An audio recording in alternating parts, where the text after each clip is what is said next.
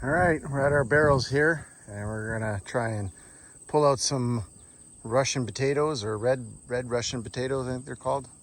But we're gonna pull them out, and unfortunately, they didn't get enough water, but they died off. So we're gonna go searching and see what we can get. All right, this is my haul. It's not a lot. It's probably a little more than triple what I put in, and I'm only getting small ones and some white ones in there because I ran out of red ones, but that's what I got. I'm sure I could get a lot more if I really pushed it, really wanted to.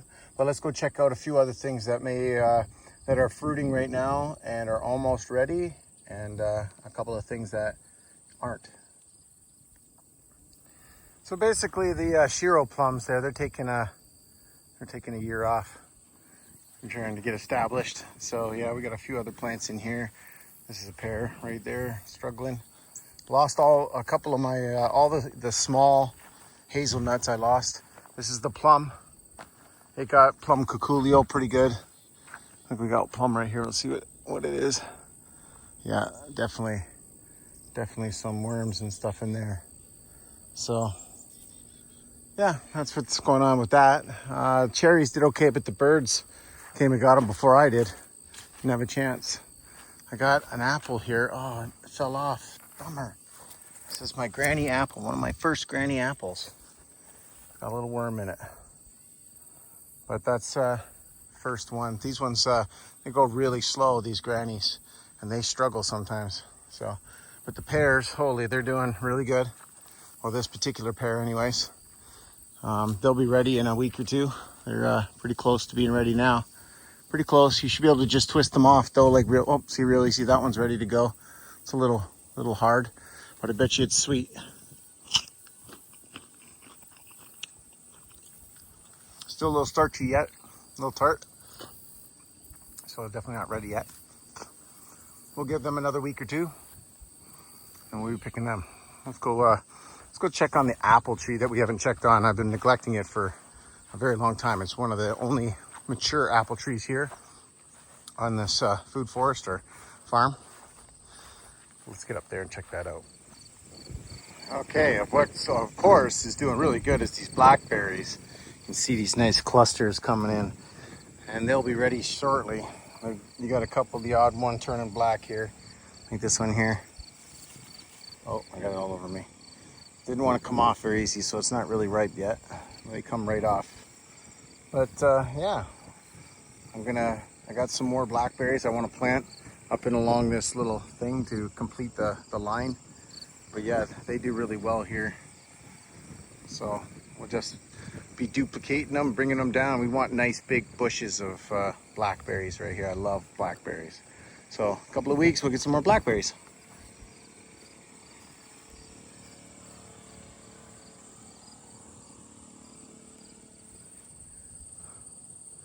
So these peaches down here, they struggle every year. I got them when they were only like knee high. And yeah, they struggle with the frost every year. You can see all this die off here. But we got some nice peaches here now. A couple of peaches. My dad said he had one the other day. And it was really good, he said. But you can tell the bugs get in at it. I'm gonna find a good spot here because I'm biting into it. Oh yeah, I mean, if I can just get the bugs out of there, that'd be one of the best peaches I ever had. But yeah, not a lot of peaches, but you know, these are just making their adolescent debut here. You can see they struggle a bit. I've got some nectarines over here too, and they struggle as well. But we'll just keep going. I'll take the seeds out of this and try to propagate them this year and get some more. So we got some apples. We got a lot of fall down, a lot of drop off. So, but they're small, but they're about ripe right about now. I mean, these are kind of a greenish red apple. We haven't quite figured out what they are. I think they're a spy or gala. I don't know. I think they're more of a spy apple. But anyways, this tree here, I've been neglecting for the last year or two. And the first couple of years I did serious prunes to it. So it's due for another hard prune. So stay tuned in the fall for when we do that. So this is one of my most mature, well, not my most mature, but the one that produces the most hickory nuts. So we'll be definitely collecting those, and they'll be coming up in the next week or two. So I want to keep a close eye on them, because as soon as they start hitting the ground, squirrels come in and start stocking up for the winter. So there's quite a bit on here, and I'm hoping to get quite a few off it. This is the main one that I get them off of. We could probably get some more off of this big one down here too, but we'll see how that goes. Then we got a little pear. It's kind of in my neighbor's property there. It's just on the other side of the fence. It's more like an Asian pear. Kind of grows a little differently. They're actually pretty sweet. Again, we'll be waiting another week or two for them. So let's go check out Mom and Dad's vegetable garden and see how that's doing. Well, I was just about to show you the garden, Mom and Dad's garden there. You can see a little bit over here. We got these giant mammoth sunflowers. And then we just got this little bit of a torrential rain. Now, with any luck, it'll rain like this for about an hour and a half, because that's what I need. Get that creek running, and then maybe I can get down there and fill up some of my totes and or the pond.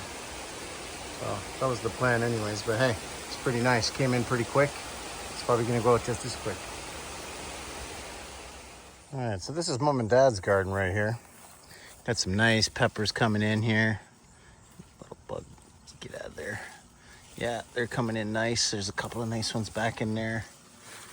A few more. Yep, they're doing all right. They're doing okay. Look at that. We're gonna grab one of these here. Oh, maybe not. They need to be a little bit bigger. And then we got our mammoth sunflowers here, which I showed a little bit earlier, but here's the close-up. See the head on it. It's just massive. Just massive. And it's so nice to see. And then, you know, if you cut the stalk off and you let it dry, you can use it as a post. Some jalapenos down here. I picked some the other day. Take them to work for the boys. I'll let them grow a little bit more. Get a couple more of those. Got a few cucumbers in there. Some more sunflowers. Lots of tomatoes coming in. Oh my goodness, they're getting so much water. Well, sun that they're bursting. These are those little ground tomatoes. Some dill. It's almost like a volunteer because it just keeps coming back.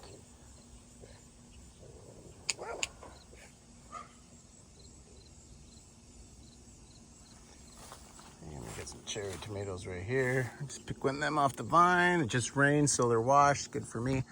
Nothing like taste testing your garden. So, and these ones here, again, these are like, I forget what these are called. They're teddy bear excuse me, teddy bear sunflowers. And then the beans are worn out. Beets will be ready anytime. You can pretty much grow them 3 times a year. Yeah, so this right here is my walnut tree, so we'll be collecting nut from it too, and there's a few others around right there, right above this little red shack there. That's a hickory, and there is some nuts on there as well. There's a little pear tree right beside it. You can see it right above that cement or that old brick fireplace. There's some nice sweet red pear. So let's get down. So right here, this big bush right here.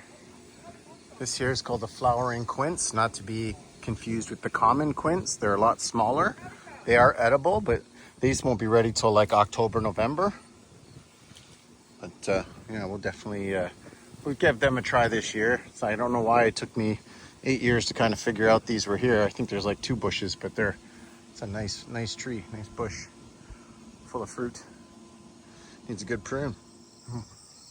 Wow, I leave this garden for a whole week and it just gets overgrown. My goodness. You can just see all the cucumbers are gone, but there's like squash, like lots of squash in here. So definitely be getting in here soon enough. You can see, I'll just get one of these squash and open it up a bit. You can see we got a whole bunch of little acorn squash right here. And then we got some butternut, I think on this side a little bit more further down. So we got, yep, these are the butternuts right here. You really like them. They're really good. It looks like they're like ready. I might, I don't know. Yeah, they're kind of ready. I'm gonna grab a couple of them.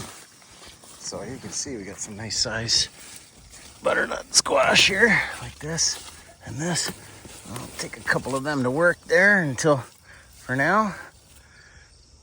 So yeah, not bad, huh? decent. It could be a little bigger. He'll get a little bigger.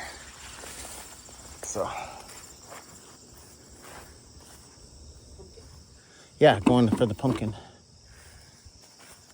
So yeah, we got some more mammoths down here and a mix. I think these are just a mix.